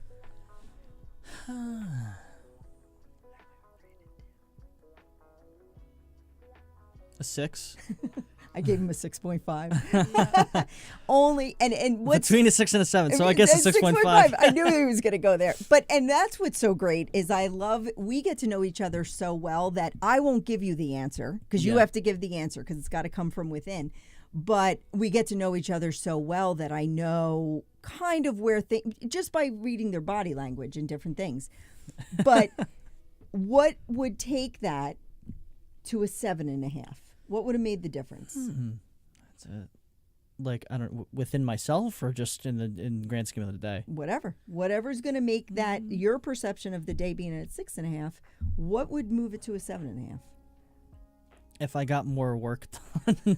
Surprise! with what? With our YouTube. Okay. Yeah, stuff. So a lot of times that's another thing that we go over is it's not necessarily just getting to the 10. You know, it's just the incremental steps. It's the incremental steps, because when you identifying what would have took you there, because I know tomorrow Austin's going to be at an 8. He's going to surpass that 7.5, and he's going to implement that thing that was lacking today. And just having the awareness and knowledge that that's what made him feel here, you know, and it could be any topic that's going on. Moving that up gives you that sense of satisfaction, success. You feel happier, you feel good. So a lot of times we feel like, oh, we got to be at a 10, because 10, I mean, they only make the scale 1 to 10. So obviously 10's the best. But in your growth, especially with mental health, being able to incrementally go up, you create a sustainable foundation. And that's what we talk about in the beginning. That's really what this coaching does is I want you to be sustainable. I don't want you to bounce from 0 to 10, because that's really not sustainable, and understanding what those things are. So even little things like that, like ask yourselves, when you finish your day, scale it on a scale of 1 to 10. And then whatever your number is, and if it's a 10, nobody said there couldn't be an 11, right? So you can add. That's true. And if it's a 10, also ask yourself, why was it a 10? Because all those great things that happened, you want to look at all the good stuff too, because we're so programmed to focus on the negative and not give the positive as much, as it's meant to have. Yeah, I agree. But even just trying that, what would made yours a 10? Maybe for me, if I got up a little earlier and did maybe if I did some journaling in the morning, something more for like my spiritual health, because I didn't do anything like that during the day. And I mean, right now is obviously a lot of that, which is great, but I didn't do any of that for myself like during the day. But the reason why I rated it a 9, something so high, is because when I woke up, I basically got my day started right away, which is something we were talking about yesterday. So we both did that today. How did that go? For me, that felt good. And then I was nonstop all day. I was cleaning and listening to classical music, which felt really nice. And then, just getting some stuff done around the house and got ready and just I don't know, it felt like I was moving all day, which I don't feel a lot. Right. That's what we talked about yesterday. It felt really good today and I think that's why I rated it a 9, because it's I was really positive. I was in a good headspace all day. I was pretty active, even though it was just within the house. I was still actively walking around and doing stuff all day. And to me, it felt like I got a lot done, even though none of it was necessarily YouTube related. But for me, I wasn't defining today based on, maybe the way that Austin would be basing it on. Well, and that's what we uncovered, which was great. Yeah. Is that, listen, you come to the relationship completely different influences, different beliefs, different things in your life. Then you come together, there's an attraction, there's a connection, and it's all great. That doesn't change all the differences in who you are. And what these two have done, which is amazing, is they really have a curiosity to understand the differences. The likenesses, because you automatically do those. But the differences and how to respect them and understand them and support them, where just listening to the two of them, their perceptions or their calculations or their thoughts around the day are completely opposite, right? Yes. But that's what makes it work. And yet, and again, it's a beautiful we're thing. Together the entire day, right? In the same environment. So it's how do you feel successful and I feel successful at the same time, and we work together and we live together and we spend every second together. And how much? And when have you been happier? Right? Yeah. Yeah. Yeah, that I'll tell you that you can't, and I always tell them not to minimize that. It's, living with someone, working from home with someone, that is, and to have the communication and the relationship and the consideration, that they do is remarkable, besides their success professionally. Thank yeah. you. And that's where we had the talk about life work balance. Yeah. Mm-hmm. Right? There's your example.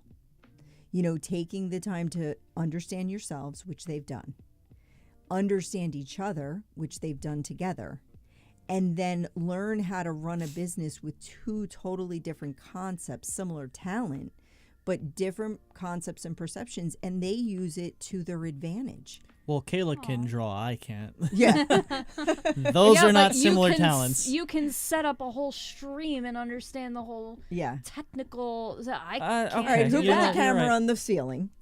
I did. Right. Yeah. Who put the string lights up in the background? Yes. I did. Yes. But Kayla lit the candle. So Yeah. Hey, I'm just saying. don't downplay it like that. I'm saying you contributed to this studio. To the studio. Of course. Yes. Thank you so much, dude. Brady. Thank you so much, dude. We Thank really you, Brady. appreciate that. Mm-hmm. And that's the whole thing right there. Just what they do, and they no longer judge each other's part or how they're doing it. It's more of, that's how you do it. This is how I do it. Okay, let me support you. I'll support you. Let's use your strengths. There's no competition. Like it's just it, and that's where watching them flourish as individuals and a couple and professionals, it has been such an amazing journey with them. And I'm honored to be here tonight, and just to be here because of how they've grown is unbelievable. We appreciate that. So unbelievable. But they've done the work. And they continue to do. And it's a lot of hard work, and none of this stuff is easy. And that's the, anybody who's going to, who is going to, I saw there was somebody who said they're starting therapy, and we've talked to people who said they are going to start therapy, and anybody who is, along that beginning process, either hasn't started or just started. It's going to be hard. It's not going to be easy. You're going to be uncomfortable at times. Yes. But if you're comfortable, you don't grow. I don't mean comfortable as in like I'm comfortable with the person I'm talking to. Right. I just mean when you're not comfortable, that's when you have room to grow. Mm-hmm. If you're just comfortable where you are, it's hard to grow. It's like being complacent and just staying, being comfortable with, I'm uncomfortable with having a 6-pack as opposed to an 8-pack. Well, then I'm probably not going to get an 8-pack because I'm not going to be working for it. But right. And we don't video, like we're sitting here now, and I think a good point is we don't video when we're in the chair sobbing or barely have the ability to get in the car and drive to the session. Mm-hmm. That's a real thing where people feel immobile. They feel lost. They have no direction in where they're at in the moment. The three of us have been there. We've talked about many experiences and things. And, like I said, I'm a lot of years in on a lot of things and different work and growth, coming here today to share it.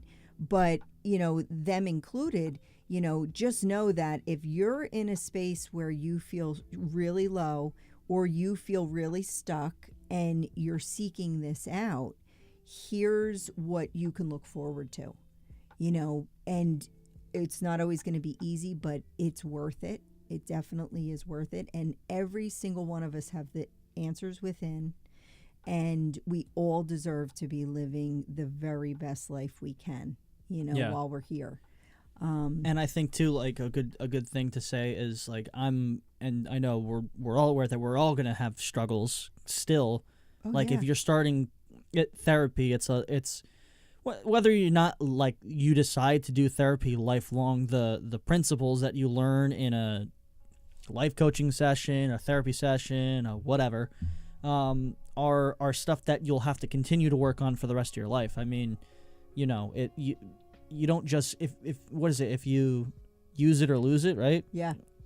It's like if you get shredded at the gym. I keep going back to the gym because I feel like it's so easy for people to comprehend. Yeah. Because if you go to the gym and you get absolutely shredded and then you don't go to the gym for 6 months, you're probably not going to be in the same shape as you were. No, not probably. You're not going to be in the same shape. Yeah. This isn't a probably. This is definitely. It's the same thing with your brain. Your mind is a muscle. Your brain is an actual muscle.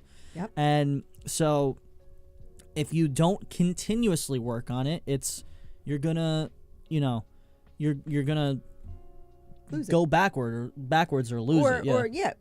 Because you ask yourself, why do you go to work and implement all the things you do at work every day to be successful and to make more money? Why do when you're playing a sport, or like you said, when you're going to the gym, you're doing it for a goal. It's the same concept. It's just not one that has been right out front and center. Yeah, because there's no that's definite. Not the muscle to work on. There's no like picture that here's a picture of a really buff guy. Right. Like, oh, that's the goal.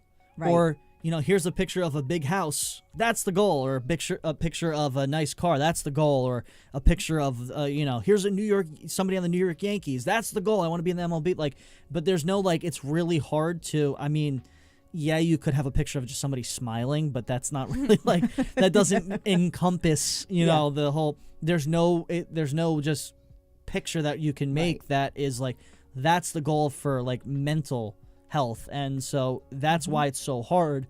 Not necessarily that I think that obviously it makes it harder that the way people are raised and society and stuff like that, but I think no matter how accepted mental health becomes, therapy becomes, psychiatrists become, whatever, it's still always going to be harder than everything else because there is no definite goal. Yeah, there's no said, there's so easy many thing you can look towards. Right, there's so many different dynamics and different modalities and things that you could do. The only thing I would say to start is ask yourself what happy looks like to you, right? What does that picture look like? And just like if you wanted to look a certain way physically, or you had a goal of the house you wanted to buy, ask yourself what happy or balanced or any of that looks like, and then start the journey to obtaining that, just like you would anything else, and all of it is, what's so great is it's all within yourself. So you have the power and control to really obtain that, but just start with the vision. Start with the vision of what happy looks like and feels like, and add color to it and a background, Yeah, I totally agree. I want to see if there's any other questions before we wrap up. Oh, I have one that I wanted to read. Okay, yeah, go ahead. When everything is going wrong and things are breaking and you find yourself in a dark hole, what's the best way to turn your brain off when sleep is a problem? Yeah, that's something that I feel like a lot of people struggle with is when they go, because that's the time where you can there's nothing to distract you. It's just you're alone with your mind, own thoughts, and your own mind. That's where I would incorporate meditation. Yes. Because meditation takes you out of that overthinking thought process, all of those things coming in. And the more you practice meditation, right? Because you need something to distract you from the thoughts. It's really the thoughts. Reminding yourself that they are thoughts.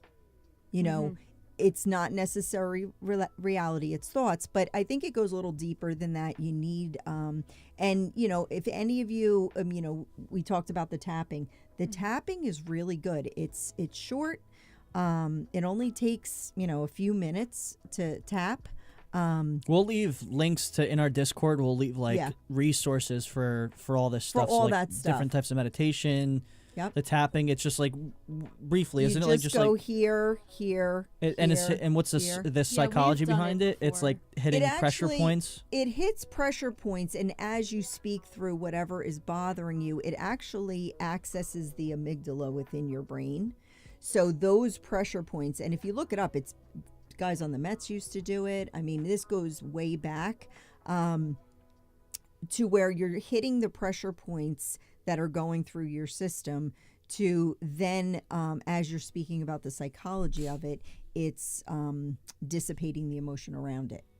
So that's a relaxing technique. And once you learn it, it's pretty easy. You could do it, if you get road rage and you're at a red light, it's, it goes pretty quick. But I would say for that question in particular, I would seek out some form of meditation. You know, whether you do, you know, something online, you know, there's guided meditations that you could listen to. You know, again, the transcendental meditation is a game changer. You know, it helps a lot of veterans. My brother and I went together. They, you know, it does have a big impact on PTSD and not just veterans. There's a lot of people that experience PTSD. So transcendental, I'm a big advocate of that. So I would start with meditation just to get yourself out of the continuous thought pattern. I think something else that could be helpful as well is coming up with a routine that relaxes you. Like something that I just thought of was like filling a diffuser with a scent that you really like, or like lavender oil is like very relaxing. Putting on some relaxing music, dimming the, well, obviously you're going to sleep. The lights are going to be off. Yeah, but even like before you go to sleep though. Yes, just having like a wind down. It's like it's like when you warm up.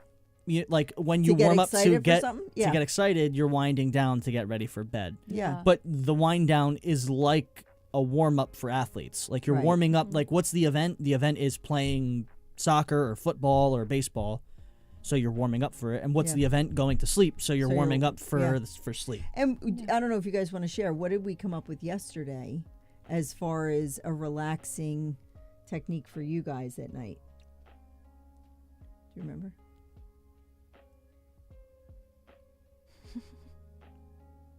He's really thinking, but he's not finding it. Reading. Yes. Yeah. So so share that. When we read, so something that we like to try and do is like read a couple times a day. I mean, we don't do it all the time, and there was a nice kind of period of time where we did it every morning, every night. Well, something that we struggle with is like feeling like energized. So I noticed that like in the morning time, it's hard to read and meditate for me. So a lot of the times, because of the fact that we're so tired that it like kind of puts us to sleep. And I was like, well, if reading puts us to sleep, then that would be actually a great thing to do right before we go to sleep because it puts me to sleep. So that's like, you know, I don't know. Yeah, finding your thing. Finding something, you know, I don't know. Finding something that really bores you. Yeah, you know? Put on like a math class. Oh my God. No, that sounds more like torture for me at least. Yeah, that sounds like torture, but so finding something that relaxes you is super important. Dude. Nick, that's so... Dude, you did not need to do that. Thank you, Nick. That's amazing. Nick. Great advice, guys. Thanks, Tina, Austin, and Kayla. Oh, thank you. Dude. Thank you so much. Thank you so much, Nick. man. What we the appreciate heck? that. We hope that you guys, you know, got a lot out of this. It was something we wanted to do because we felt like, you know, we talk so much about mental health during our mental health streams, during our regular streams. We wanted to do this because we wanted to introduce Tina. Thank you. And, you know, really show you guys that it is something you can work towards and that there are ways to go about doing that. Therapist, life coach, psychiatrist, you know, there's differences between all of them, but yeah, I mean, do you have any closing things you want to say? Any Well, I do want to say that this is kind of surreal, like what you were saying earlier when you got here. I mean, just like reflecting and looking back where we were a couple years ago to now being here and sharing our journey with others, and it's just amazing because you are such a huge part of our lives and our growth, and we just love you, and it's amazing to have had you here on our channel. You know, like you hear us talk about our channel every time we see you, basically. Yeah. And now you've I've been heard on this it. whole story, but never could have imagined, like, before we started this stream, I was like, I didn't know about all these buttons and all these lights and all these things. And I knew about, like, some, sound things in the beginning of the, and it was the journey. The journey before Kayla and Austin even moved into this house, the thought of what they wanted the studio to look like, not only look like, but now what it's doing and what it's done, like, it is so surreal. And we've talked many times about this moment. You know, I am so grateful and blessed to be here with the two of you and part of your journey. That's what makes me, I said, when I saw them 2 weeks ago, and, we all go through things. So, none of us are, apart from that. When they came to me and shared a lot of things, it reminded me of my purpose, being a part of their journey. So I thank them for that. And it was so amazing to walk in here today, and if you guys could see the studio, it is insane. It is crazy, like the stuff that they've put in here and what they've done. But we talked so many times about coming, and right before we got on the stream, we talked about how everything finds its timing, and just reminding everybody about that, because there's many times we talked about this, and it would be awesome and doing it, and when it came to fruition the other day, the three of us just knew, and it was meant. And I just sat in reflection all day today, coming here, just thinking about their journey and thinking about when we first met and all the things they've shared, and watching them work so hard on what they wanted to obtain, and knowing that they're going to continue to do that, and sky's the limit for their life, their business, their relationship, because of all they've done. And I am truly blessed to be a part of that. Oh, thank you so much. Thank you. I know. I'm going to cry now. I know. We do cry sometimes. And that's okay. We cry a lot. Yeah, sometimes they make me cry too, because, their success or there's some things that are, that just hit. Yeah, but no, thank you guys so much for having me. Of course. Today. Everyone's saying that you're a part of the community, and they're saying one of us. Oh, yay! I don't know what that means, but I love it. That's just something that they go, he's one of us now. Oh, yeah, yes. like when someone becomes a fan. Oh, yes. I am happy to be one like, of you. hey, I'm in the stream for the first time. You guys are great. One of us. One Yeah, of us. exactly. I love it. Oh, look at put some fire in the chat. I love it. Yeah, there you go. Thanks, Brady. Well, guys, thank you so much for joining the stream. If you haven't joined the Discord, please do. And we're going to throw some resources there, too, with some of the stuff that we're talking about. Tina talking about the tapping and just some different meditations and different, you guys know, we like to throw some resources in there. So, and then we'll see you on Friday, 7 p.m. Awesome. Yeah. All right. Thank you. Everybody have a good night. All right. See ya. We love you guys.